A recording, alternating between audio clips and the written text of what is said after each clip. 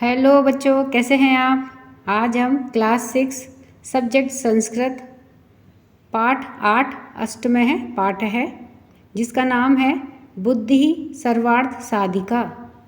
अर्थात बुद्धि से सब कुछ साधा जा सकता है या फिर बुद्धि सब कुछ साधने वाली होती है। इस पाठ का हिंदी अर्थ देखते हैं। पाठ को पढ़ने से पहले कुछ पाठ के विषय में है वह पढ़ते हैं। संसारे उत्तम जीवनाय बुद्धिपूर्वकः व्यवहारः आवश्यकः भवति। संसारे संसार में उत्तम जीवनाय उत्तम जीवन के लिए बुद्धिपूर्वक व्यवहार अर्थात बुद्धि युक्त व्यवहार की आवश्यक भवति आवश्यक होता है। बुद्धिपूर्वकेन व्यवहारेण कठिनम अपि कार्य सहजम भवति। बुद्धिपूर्वक जो व्यवहार है वह अपि कठिनम अपि कठिन तो है, कार्य सहजम भवति पर कार्य सहज होता है। विशेषतः स्पर्धाया समय यदि प्रतिपक्ष है अति प्रबल है तहिर बुद्धिबलेन वयम तम जेतुम शक्नुमः।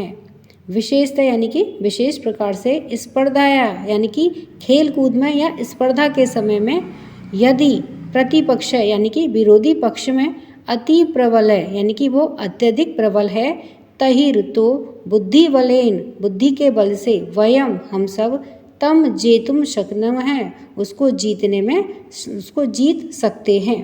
शरीर बलात् यानी कि शरीर के बल से बुद्धि बलस्य बुद्धि का बल महत्तम कथम अधिकतम इति ऐसा कथा प्रतिपादयति। यानी कि शरीर के बल से बुद्धि का बल महत्तम कथम अधिक महत्वपूर्ण है, अधिकतम इति ऐसा कथा प्रतिपादयति ऐसा कथा में बताया गया है। एताम कथाम वयम पठामः और यह हम इस कथा में पढ़ेंगे। तो चलिए कथा देखते हैं कि ये बुद्धि सर्वार्थ साधिका किस कथा के बारे में बता रही है। एकस्मिन् वने एकः नित्य जलपूर्णः महान् सरोवरः अस्ति। एकस्मिन् वने एक वन में एक है एक नित्य जल पूर्ण है यानी कि हमेशा ही जल से पूर्ण भरा हुआ रहने वाला महान सरोवर है यानी कि महान सरोवर है अस्ति है। एक वन में एक हमेशा ही जल से भरा हुआ बड़ा सरोवर है। कदाचित एकम पिपासाकुलम गजयूथम वनांतरात् तत्र आगच्छति। कदाचित कभी एकम एक पिपासाकुलम यानी कि प्यास से आकुल गजयूथम हाथियों का समूह वनांतरात् तत्र आगच्छति मतलब घूमते फिरते समय तत्र वहाँ आगच्छति आता है। तस्मिन् सरोवरे उस सरोवर में ते गजः वे सब हाथी स्वेच्छया जलम पीत्वा स्वेच्छा यानी कि अपनी इच्छा के अनुसार जलम पीत्वा जल पीते हैं, स्नानत्वा स्नान करते हैं, क्रीडित्वा च सूर्यास्त समय निर्गच्छन्ति क्रीडित्वा खेल कूद करते हैं, च सूर्यास्त समय निर्गच्छन्ति और सूर्यास्त के समय चले जाते हैं वापस चले जाते हैं। तस्य च सरोवरस्य तीरे समन्तात् सुकोमल भूमौ बहूनि शशकबिलानि सन्ति। तस्य च और वे सब सरोवरस्य तीरे सरोवर के तीरे यानी कि सरोवर के किनारे पर समन्तात् उसके समानांतर सुकोमल भूमौ यानी कि सुकोमल बहुत कोमल मुलायम भूमि पर बहुनी बहुत सारे शशक बिलानी संति शशक यानी कि खरगोशों के बिलानी बिल संति थे यानी कि वहाँ पर जो सुकोमल भूमि थी सरोवर के किनारे पर उस पर खरगोशों के बहुत सारे बिल थे। येषु बहवः शशका निवसन्ति येषु यानी कि उनमें किनमें बिलों में बहवः बहुत सारे शशका निवसन्ति यानी कि खरगोश रहते थे। गजानां परिभ्रमणेन तेषु बिलेषु निवसन्तः बहवः शशकाः छतविच्छता भवन्ति। गजानां परिभ्रमणेन यानी कि गजानाम यानी कि हाथियों के परिभ्रमण यानी कि घूमने फिरने से तेषु बिलेषु निवसन्तः तेषु बिलेषु यानी कि उन बिलों में निवसतः यानी कि निवास करने वाले बहवः शशका यानी कि बहुत सारे खरगोश छत विक्षता भवन्ति छत विच्छत हो जाते हैं अर्थात छत विच्छत यानी कि घायल हो जाते हैं। केचन पुनः मृता अपि भवन्ति केचन यानी कि कुछ तो पुनः मृता वापस से मर भी अपि भवन्ति यानी कि मर भी जाते हैं। अतः शशकः भीता चिंतामग्ना च भवन्ति। अतः इसलिए शशका यानी कि खरगोश भीता यानी कि भयभीत हो जाते हैं, चिंतामग्ना च भवन्ति और चिंतामग्न होते हैं। ते दुखम अनुभवन्ति वे दुख का अनुभव करते हैं। स्वरक्षार्थ च ते उपायम चिंतयति। स्वरक्षार्थ च और अपनी रक्षा के लिए ते वे सब उपायम चिंतयति उपाय सोचते हैं कि हाथियों ने तो हमारे बिल को तहस नहस कर दिया है, तो वे चिंता में डूब जाते हैं और इसके लिए कुछ उपाय सोचते हैं। देखिए यहाँ जैसे चित्र में दिखाया गया है तो किस तरह से हाथी सरोवर के किनारे खरगोशों के बने हुए बिल के ऊपर चल रहे हैं। तो इससे बहुत सारे खरगोश छत-विच्छत हो गए और उनमें से काफ़ी तो मर गए। ये देखिए यहाँ ये चित्र में दिखाए गए हैं और कुछ खरगोश तो भय के मारे इधर उधर भाग रहे हैं।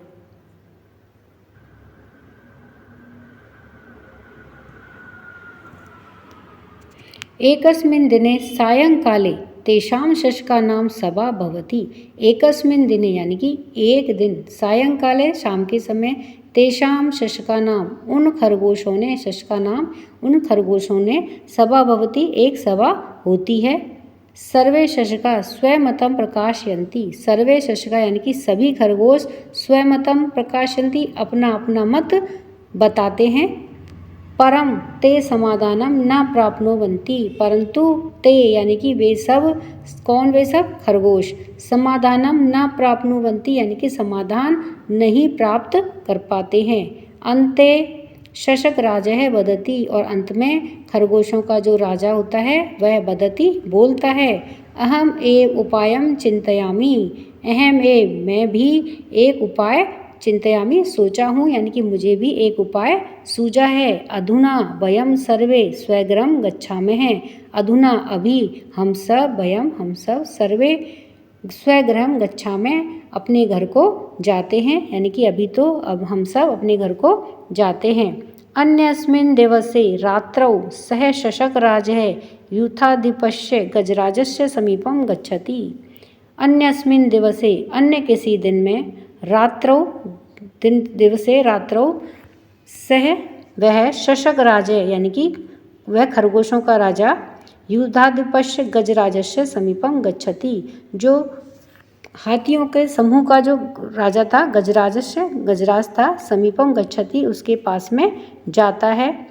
सह गजराजम कथयति वह गजराज से कहता है, हे गजराज एषः सरोवरः चंद्रस्य वास स्थानम अस्ति। तो हे गजराज एषः सरोवरः यह सरोवर चंद्रस्य वास स्थानम अस्ति। चंद्रस्य यानी कि चंद्रमा का वास स्थान है, अस्ति यानी है। वयम शशकः तस्य प्रजा स्मः। वयम हम सब, शशका खरगोश, तस्य प्रजा स्मः उसकी प्रजा हैं। उसकी किसकी? चंद्रमा की। तो हम सब खरगोश उसकी प्रजा हैं, इसमें है यानी है। अतः एव सह शशकांक इति नामना प्रसिद्ध है। अतएव इसलिए ही वह, सह यानी वह कौन? चंद्रमा। शशकांक इति नामना प्रसिद्ध यानी कि चंद्रमा का एक नाम क्या है? पर्यायवाची शशकांक। तो वह शशकांक के नाम से भी प्रसिद्ध है। यदा शशकाः जीवन्ति तदा एव चंद्रः प्रसन्नः भवति।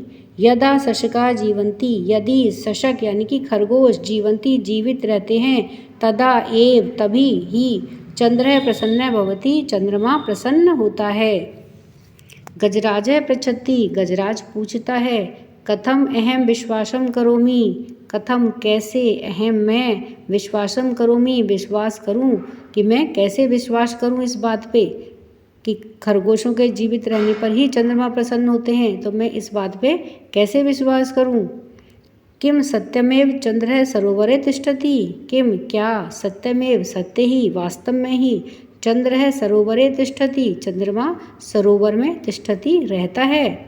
यदि सरोवर है चंद्रदेवस्य वास स्थानम तहिर तत् प्रदर्शयत्यु। यदि सरोवर है, सरोवर में चंद्रदेवस्य चंद्र देवता का वास स्थानम वास स्थान है, तहिर तो तत् प्रदर्शतु, तो प्रदर्शित करो या फिर बताओ। शशकः कथयति, खरगोश कहता है, आम हाँ। चंद्रस्य दर्शनाय आवाम अधुना एव सरोवरम प्रति चलावः। चंद्रस्य दर्शनाय, चंद्रमा के दर्शन करने के लिए, आवाम हम दोनों, अधुना अभी, एव ही, सरोवरम प्रति चलावः सरोवर के प्रति, सरोवर की ओर चलते हैं।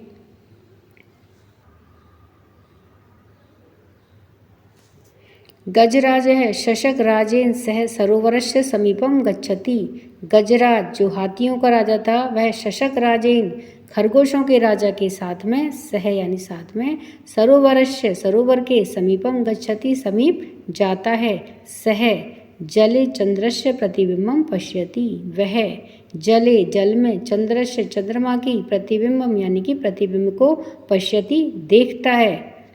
चकितः च भवति और चकित होता है, आश्चर्यचकित होता है। सह भयेन चंद्रः नमति, वह भयेन भय से, चंद्रम यानी कि चंद्रमा को, नमति नमस्कार करता है। वह कौन? गजराज। तो वह से चंद्रमा को नमस्कार करता है। ततः सह गजयुतेन सह अन्यत्र गच्छति, ततः और उसके बाद में, सह वह, गजयुतेन यानी कि अपने हाथियों के समूह के साथ में, अन्यत्र गच्छति अन्य कहीं चला जाता है। सह गजयुतः पुनः कदापि तस्य सरोवरस्य समीप न आगच्छति, सह वह गजयुत है यानी कि हाथियों का समूह, पुनः यानी कि वापस से, कदापि कभी भी, तस्य सरोवरस्य उस सरोवर के, समीपम न आगच्छति समीप या पास में नहीं आता है। शशकः तत्र सुखेन तिष्ठन्ति, शशका यानी कि खरगोश, तत्र वहाँ, सुखेन तिष्ठन्ति सुख से रहते हैं। सत्यम एव उक्तम और सत्य ही कहा गया है। बुद्धि सर्वार्थ साधिका, अर्थात बुद्धि से सब कुछ साधा जा सकता है या बुद्धि सब कुछ साधने वाली होती है। यहाँ देखिए इस चित्र में खरगोश ने किस तरह से सरोवर के जल में चंद्रमा का प्रतिबिंब दिखा करके गजराज को अपनी बात बतलाई कि कैसे सरोवर के अंदर चंद्रमा का निवास है। तो इस तरह से हमारी यह कहानी पूर्ण हुई। उम्मीद है बच्चों आपको पसंद आई होगी। तो वीडियो पसंद आने पर वीडियो को लाइक करें, शेयर करें। चैनल पर नए हैं तो सब्सक्राइब करना ना भूलें। मिलते हैं नए वीडियो में। धन्यवाद।